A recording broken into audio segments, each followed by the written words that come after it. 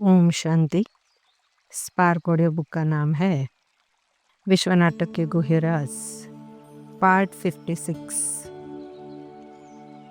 प्रदर्शनी में आप लोग चित्र दिखाते हो ना कि रावण ने 4 तत्वों पर विजय प्राप्त की है।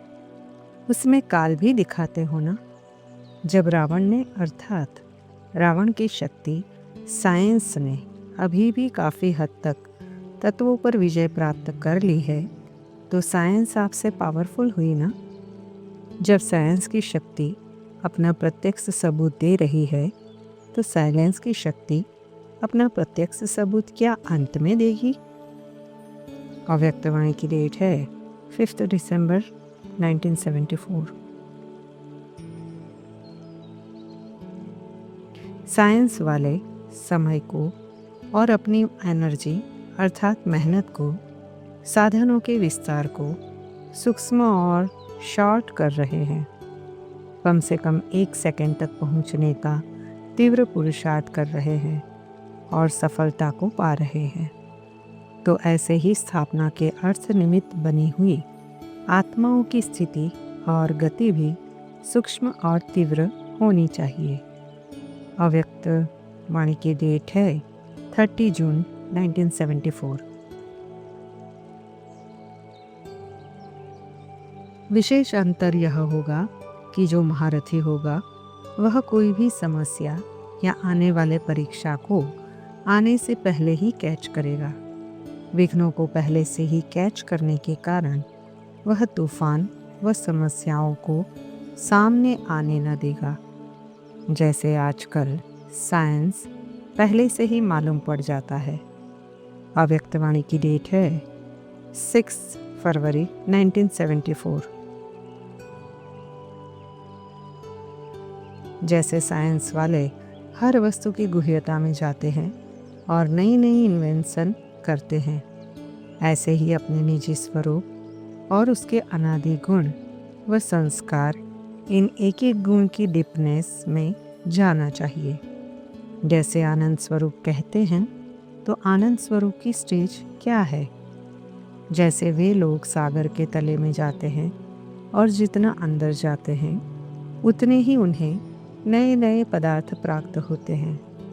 ऐसे ही आप जितना अंतर्मुख होकर स्वयं में खोए हुए रहोगे, तो आपको बहुत नए नए अनुभव होंगे। अव्यक्तवाणी की डेट है 25 जनवरी 1974। उनका है साइंस बल, तुम्हारा है साइलेंस बल। उनका भी बुद्धि बल है और तुम्हारा भी बुद्धि बल है। वह है साइंस बुद्धि, तुम्हारी है साइलेंस बुद्धि। वे विनाश के निमित्त बनते हैं। तुम बाप को याद करने और स्वदर्शन चक्रधारी बनने से चक्रवर्ती राजा बनते हो। साकार मुरली की रिवाइज डेट है 21 जून 2005। बहुत समय की प्राप्ति के लिए बहुत समय से पुरुषार्थ भी करना है। क्या ऐसे बहुत समय का पुरुषार्थ है? साइंस वालों को महाविनाश के लिए ऑर्डर करे। 1 सेकंड की ही तो बात है। इशारा मिला और किया। क्या ऐसे ही शक्ति सेना तैयार है? 1 सेकंड का इशारा है। सदा देही अभिमानी अल्पकाल के लिए नहीं, सदा काल के लिए। ऐसा इशारा मिले तो आप क्या देही अभिमानी हो जावेंगे या फिर उस समय साधन ढूंढेंगे? अव्यक्तवाणी की डेट है 23 जनवरी 1974।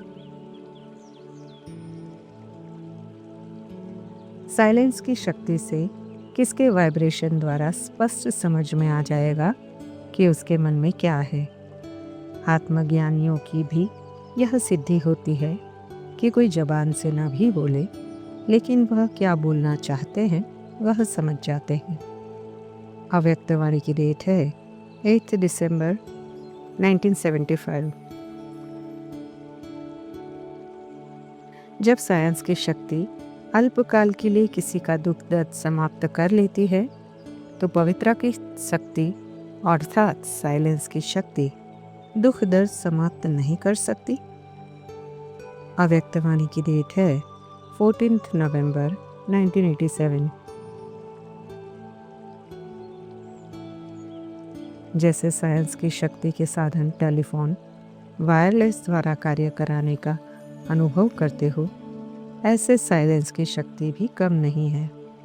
आगे चलकर वाणी व स्थूल साधनों के द्वारा सेवा का समय नहीं मिलेगा। अव्यक्त वाणी की डेट है 18th नवंबर 1987। जहां वाणी कार्य को सफल नहीं कर सकती, वह साइलेंस की शक्ति के साधन शुभ संकल्प, शुभ भावना, नैनों की भाषाधारा रहम और स्नेह की अनुभूति कार्य सिद्ध कर सकती है। इसके लिए अंतर्मुक्ता और एकांतवासी बनने की आवश्यकता है। बीच बीच में समय निकालकर एकांतवासी बनने का अनुभव करो। अव्यक्त वाणी की डेट है 18th नवंबर 1987। साइलेंस की शक्ति से हिंसक वृत्ति वाले को भी अहिंसक बना सकते हो। इस शक्ति का अनुभव करो और कराओ। इसके लिए सिर्फ अपने मन की एकाग्र वृत्ति, शक्तिशाली वृत्ति चाहिए। अव्यक्त वाणी की डेट है 18th नवंबर 1987। अगला टॉपिक है वॉइसलेस और वॉइसलेस स्थिति का राज। परमात्मा ने ये राज भी बताया है कि जब तुम्हारी स्थिति आवाज से परे और विकारी संकल्पों से परे होगी, तभी तुम परमात्मा की टचिंग को कैच कर सकेंगे और उस अनुसार निर्णय और कर्म करके विजयी बन सकेंगे। वायरलेस सेट की सेटिंग कैसे होगी? बिल्कुल वॉइसलेस बनना ही वायरलेस सेट की सेटिंग है। जरा अंश के भी अंश मात्र विकार वायरलेस के सेट को बेकार कर देगा। इसलिए महीन रूप से स्वयं के स्वयं ही चेकर बनो, तभी प्रकृति और 5 विकारों की अंतिम विदाई के वार को विजयी बन सामना कर सकेंगे। अव्यक्त वाणी की डेट है 14 सितंबर 1975। जैसे साइंस की शक्ति धरनी की आकर्षण से परे कर लेती है, ऐसे साइलेंस की शक्ति इन सब हद की आकर्षणों से दूर ले जाती है।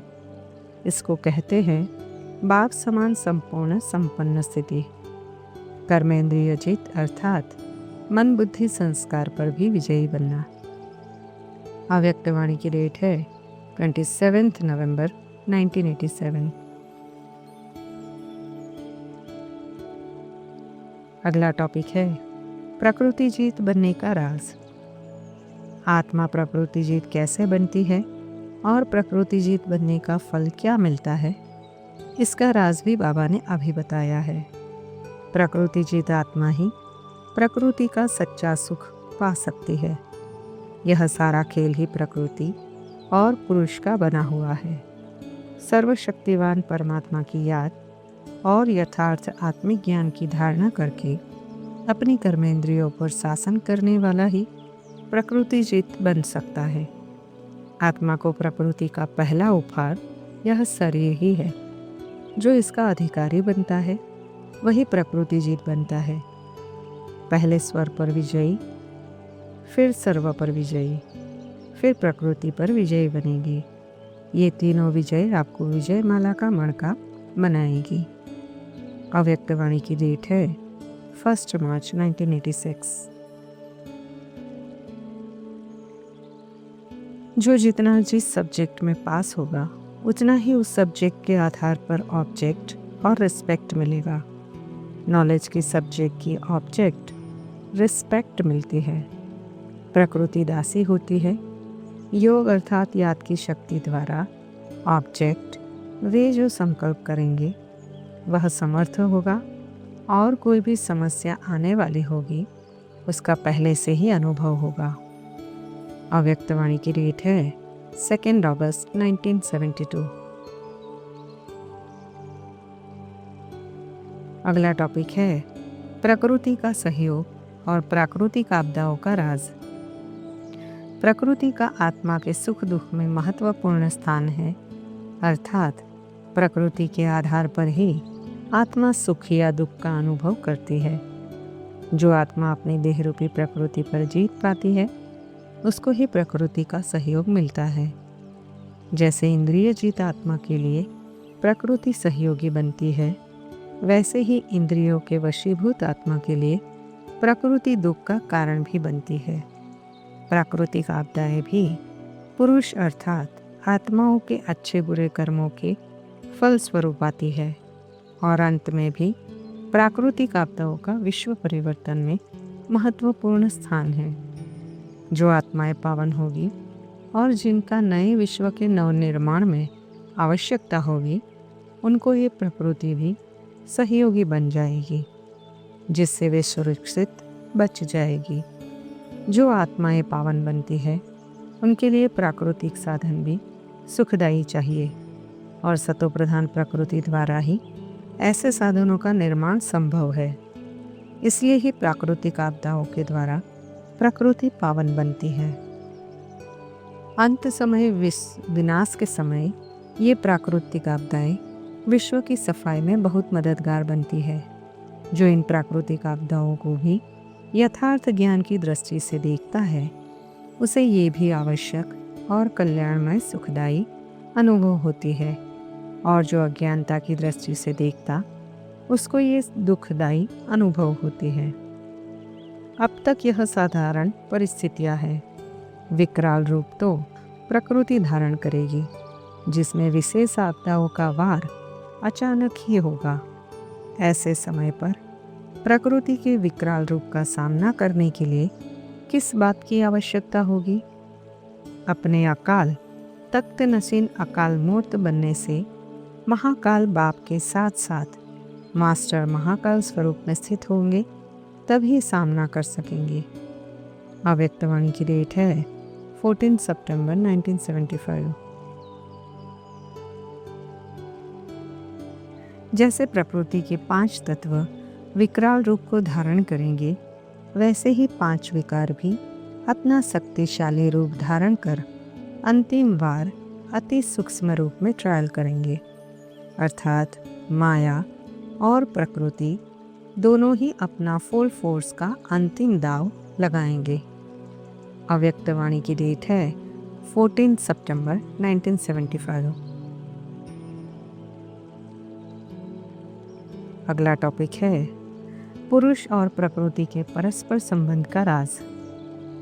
ये विश्व पुरुष अर्थात आत्मा और प्रकृति के संबंध का एक खेल है। पुरुष चेतन है और प्रकृति जड़ है।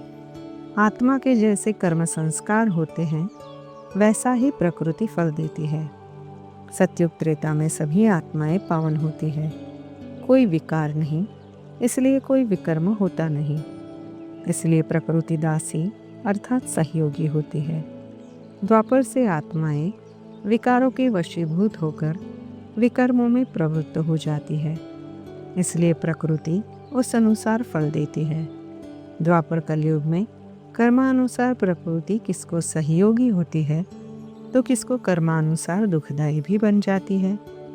प्राकृतिक आपदाएं भी आत्माओं के सामूहिक विकर्मों के फल स्वरूप ही आती है, और उनमें आत्माएं अपने अपने विकर्मों के अनुसार ही दुख के रूप में फल भोगते।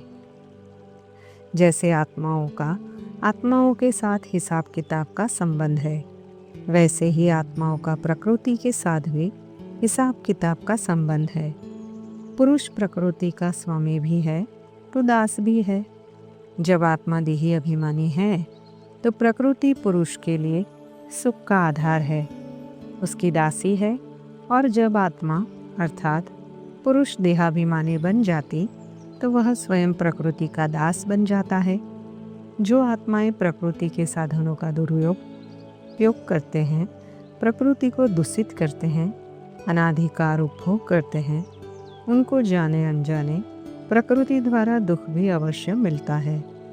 जो आत्माएं अभिसंगम युग पर योग बल द्वारा प्रकृति को पावन बनाते हैं, सतयुग में उन्हीं आत्माओं की प्रकृति दासी बनकर सेवा करती है। अर्थात मनवांछित फल देती है। जितना याद की यात्रा में रहेंगे तो प्रकृति तुम्हारी दासी बनेगी। सन्यासी लोग कम मांगते नहीं हैं, वह भी योगी तो है ना। निश्चय है हमको ब्रह्म में लीन होना है। उन्हों का धर्म ही ऐसा है, बहुत पक्के रहते हैं।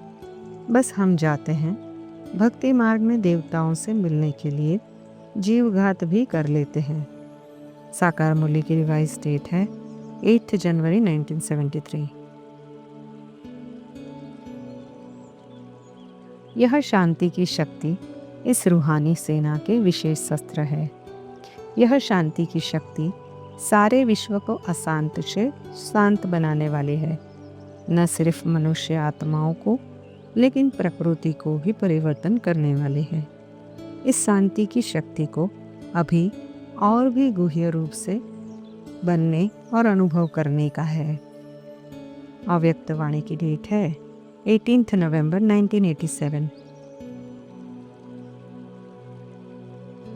अगला टॉपिक है सत्य ज्ञान, उसकी कसौटी और उसके अनुभव का राज।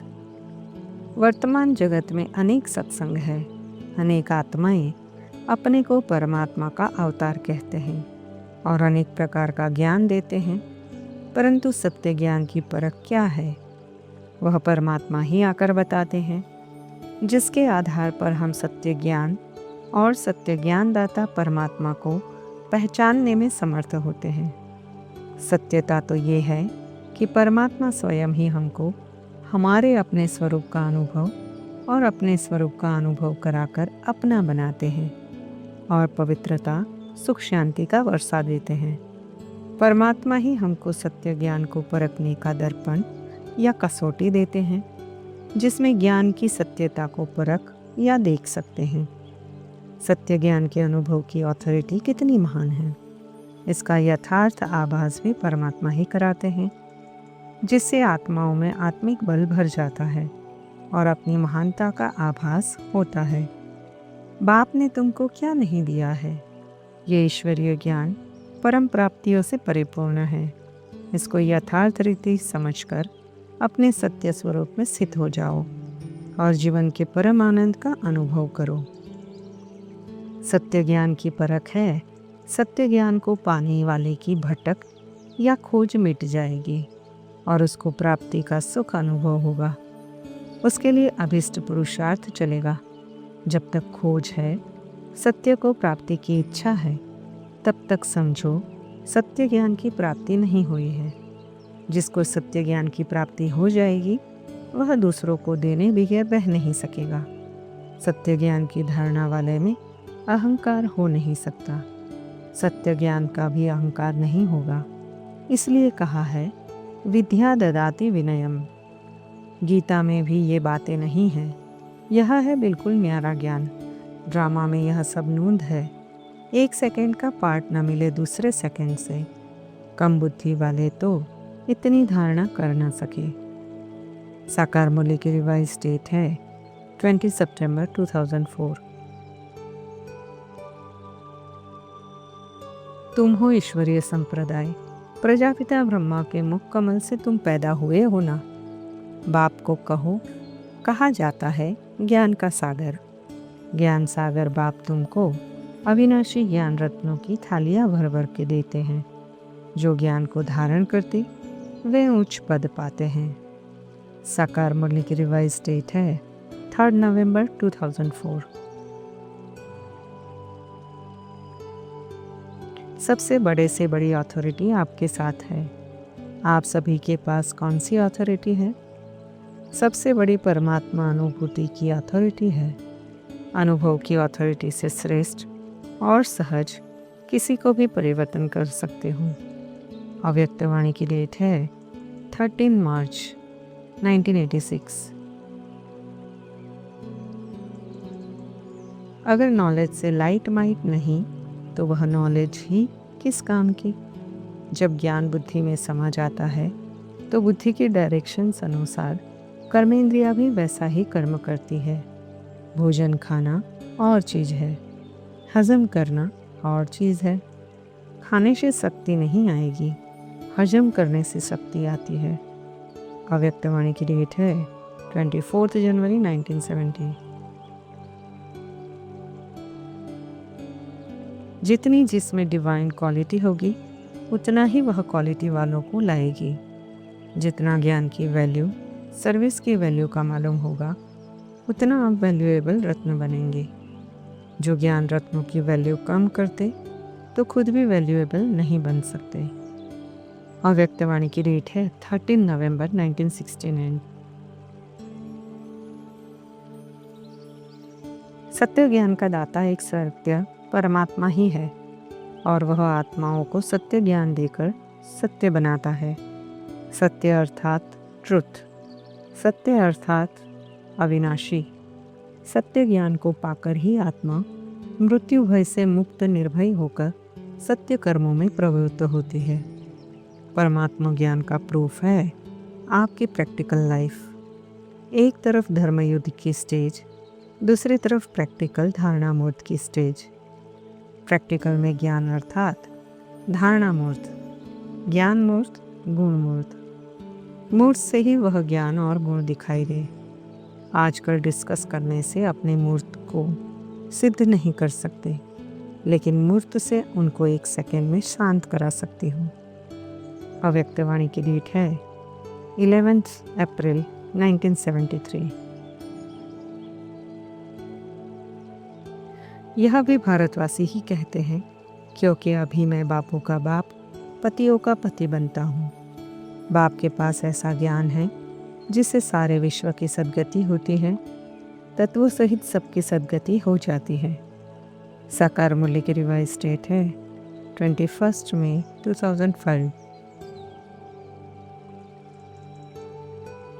सर्विस के रिजल्ट में स्नेह और प्योरिटी तो स्पष्ट दिखाई देता है अथवा आने वाले अनुभव करते हैं, लेकिन जो नवीनता व नॉलेज की विशेषता है वह है नॉलेजफुल स्टेज व मास्टर सर्वशक्तिवान की स्टेज व सर्वशक्तिवान बाप के प्रैक्टिकल कर्तव्य की विशेषता।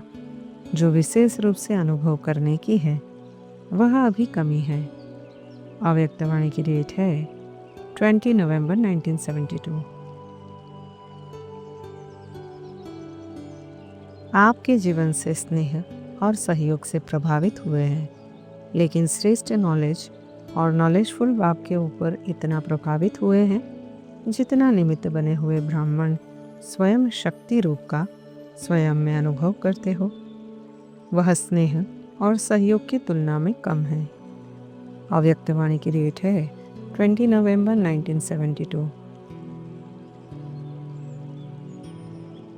कर्म की भी नॉलेज होती है और अपनी रचयिता और रचना की भी नॉलेज होती है। नॉलेज सिर्फ रचयिता और रचना की नहीं, लेकिन नॉलेजफुल अर्थात हर संकल्प और हर शब्द हर कर्म में ज्ञान स्वरूप होगा, उसको ही नॉलेजफुल कहते हैं।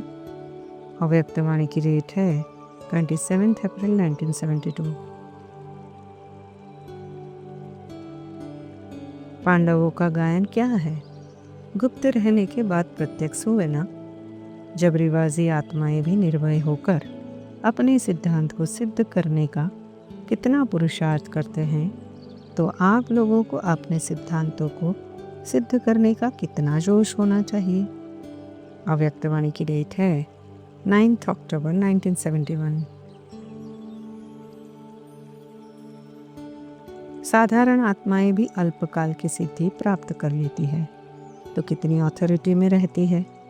तो ऐसे सर्व सिद्धियों को विधि द्वारा प्राप्त करने वाली आत्माएं कितने नशे में रहनी चाहिए।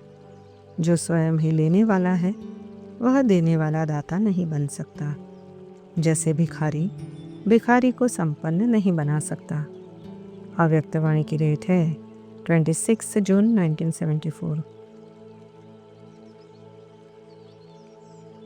परमात्मा को पहचानने और उनका बनने का राज।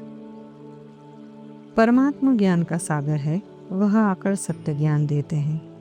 जो आत्माएं उस सत्य ज्ञान की सत्यता को समझते हैं वे ही परमात्मा को पहचान कर उनके बनते हैं, और जो आत्माएं परमात्मा को पहचान कर परमात्मा पर बलिहारी जाती है, अर्थात तन मन धन से उनका बन जाती है, वे ही भविष्य नई दुनिया में उच्च पद की अधिकारी बनती है। परमात्मा को ज्ञान के आधार पर भी आत्माएं पहचानती है, तो उनके प्यार पालना के आधार पर भी उनको पहचान कर उनके बनते हैं। परमात्मा को पहचानने और उनका बनने में साक्षात्कार की भी महत्वपूर्ण भूमिका है। इन तीनों विधियों के आधार पर आत्माएं परमात्मा का अपना और विश्व नाटक की सत्यता का अनुभव करती है और अनुभव करके परमात्मा की बनती है।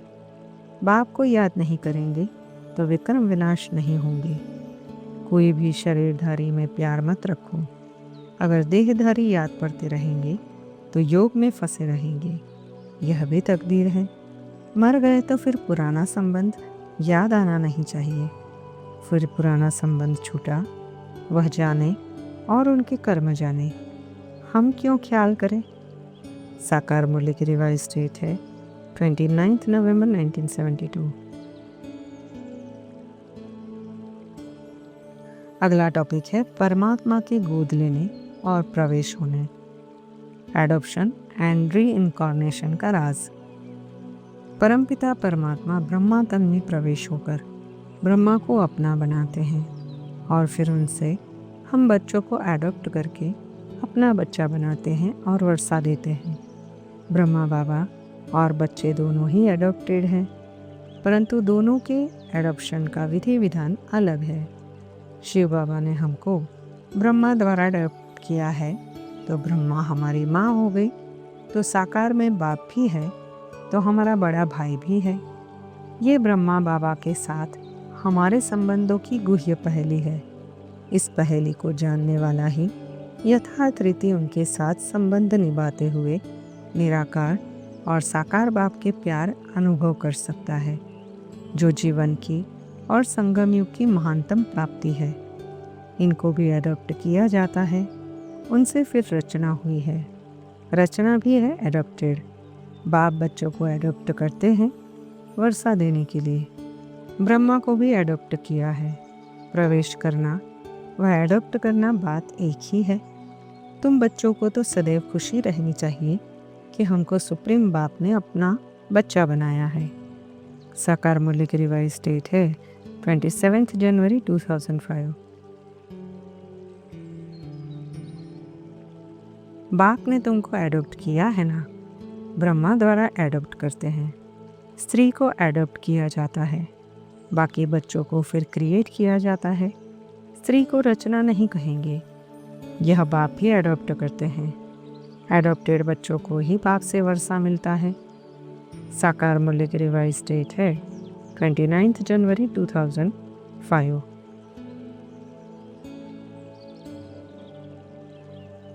ओम शांति।